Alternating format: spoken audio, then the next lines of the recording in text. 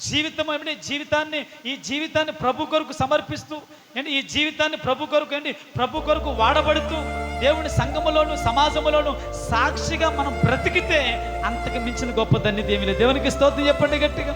హల్లెలూయా.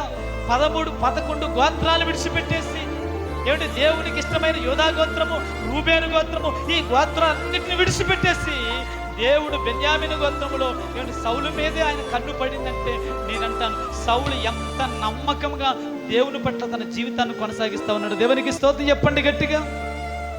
తండ్రి మాటను తీసుకుని తండ్రి మాట ప్రకారం గాడిద వెతకడానికి వెళ్ళాడు. గాడిద వెతకడానికి సుమారు 3 దేశాలు తిరిగాడు. 3 దేశాలు తిరిగిన గాడిద కనబడలేదు. నేనంటాను, అదే నేనైతే ఇంటికి వచ్చేస్తాను.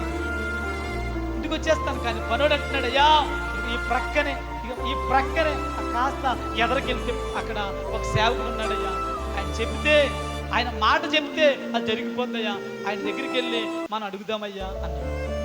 నేనంటాను, ధనవంతుల కుటుంబంలో పుట్టినవాడు, ఏంటి ఇశ్రాయేల్ అందరికంటే అందగాడు, చాలా ఎత్తైన వాడు, పనోడు మాటలు కూడా విన్నాడంటే నేను అంటాను, సౌలు ఎంత మంచివాడు. దేవునికి స్తోత్రం చెప్పండి గట్టిగా.